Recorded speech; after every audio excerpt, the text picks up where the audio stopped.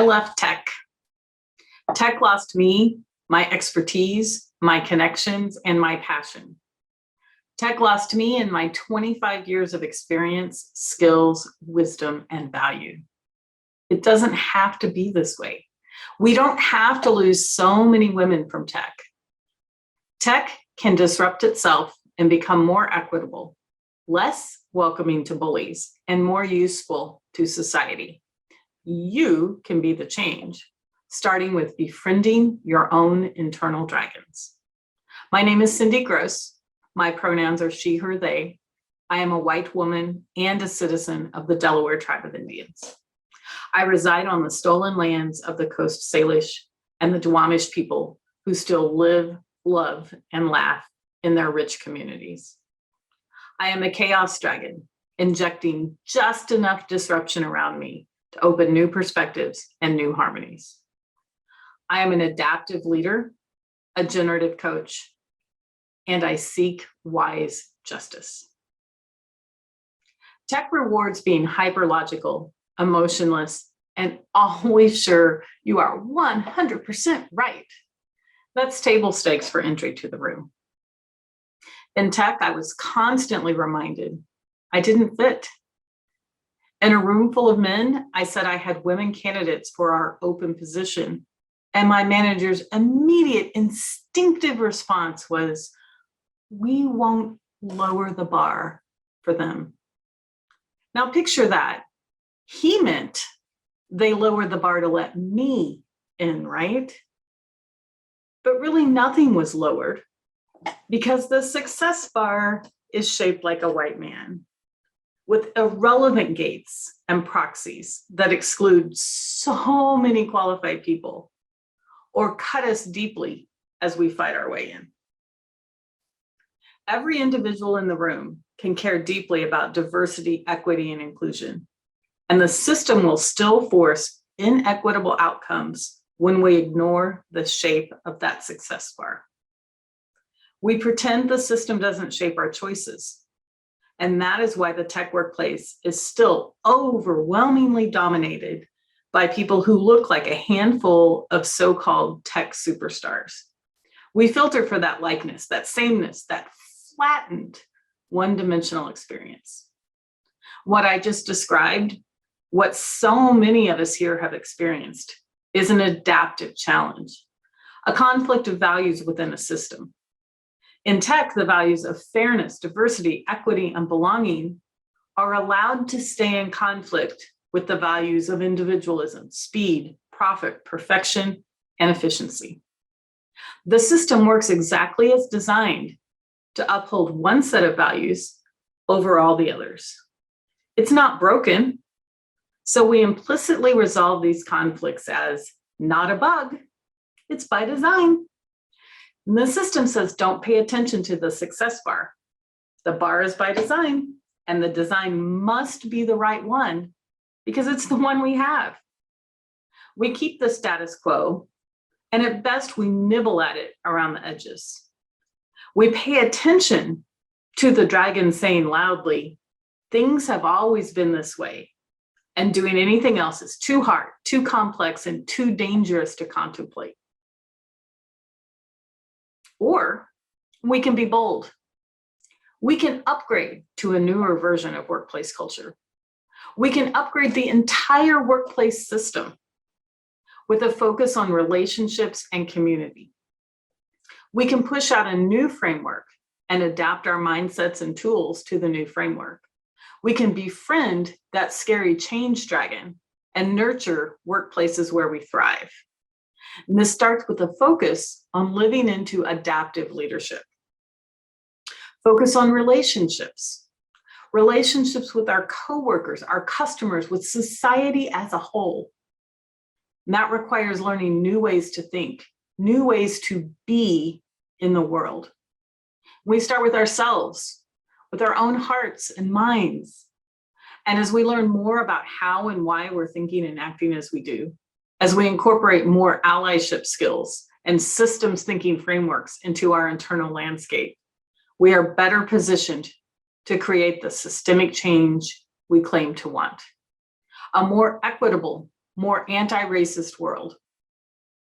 That means we value and reward management of self and internal growth that recognizes and incorporates a systems focus. It takes a village to raise a child. It takes a village mindset to change a workplace culture. We thrive when we build more equitable relationships, communities, cultures, and systems. The adaptive leadership model equips leaders with the skills to lead people through these difficult, messy, and complex challenges with a systems thinking approach. Addressing an adaptive challenge, by definition, involves an honest examination of current roles, norms, values, and priorities, how they maintain the status quo, and how they need to evolve to create equitable change. Generative coaching has a compatible model. We partner together to lead with curiosity about everything, question all assumptions, remain open to alternatives, combine the two, and we have a way forward to more equitable tech workplaces. So what does this look like at work? Start with changing what we pay attention to and how we think about what we observe. Who and what is centered in the stories we tell each other? What are the power dynamics at play in every interaction, every system, every tool and assumption and belief we have in here?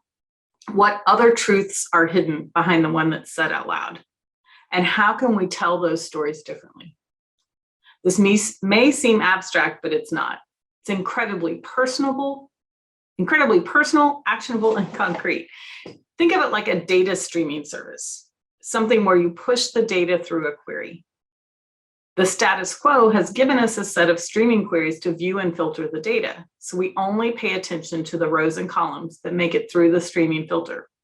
But we can alter and substitute the queries. We can alter the status quo. We can gather different data at different granularities.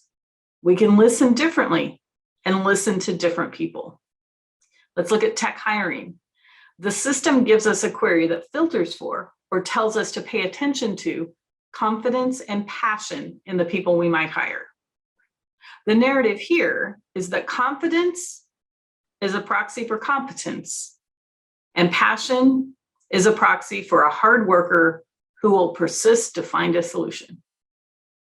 We may believe we will reduce our own workload when we hire a confident, passionate person. And that's one truth. Look for additional truths and other narratives. For one, we are more likely to label white men as confident than we are to label women or non-binary folks or Black, Indigenous, or other people of color as confident, for the exact same behaviors and attitudes. Also, plenty of studies show that confidence is not a sign of competence.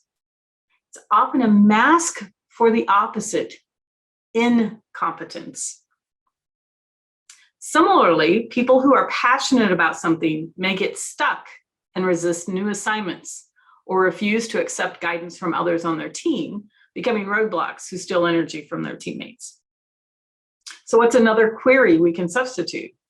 When we truly know our values and purpose, when we understand the life experiences, working styles, and what we frankly shouldn't call soft skills that are needed for the team's thrival, then we can build that query for our team.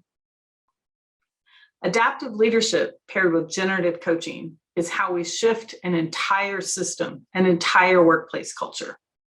When we resolve the conflict between the values of equity and profit, the adaptive challenge in one of the examples above, that does not mean choosing one value or the other.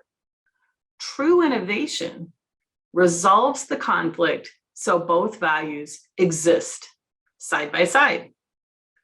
And as we work through these values conflicts, we create nudges that change individual behaviors. We don't have to train or convince every individual. We change the system in a way that works to uphold the purpose and values the organization chooses. People adapt or move on to someplace that aligns more with who they choose to be at that stage of their life. when we befriend our dragons, when we lean into the generative coaching and adaptive leadership methodology and mindset, we thrive. We put people first and we put relationships first. We slow down and sit in the discomfort. We see the systems around us and how those systems shape us. We know and work towards our purpose as an individual, a team, and an organization. We are intentional about how we show up. We are curious. We stay open to new possibilities, new perspectives, and new harmonies. We slow down to speed up. We partner and build community with others who are curious and who strive for thrival. I am Cindy Gross, she, her, they. I am a generative coach, an adaptive community leader, an anti-racism leader, an ex-techie, and the founder of Befriending Dragons. I lead and coach with empathy and an intersectional social equity perspective so you can unleash the change and impact you want to have in the world. Thank you, and give a big roar of your best dragon self. Enjoy the Women in Cloud Summit.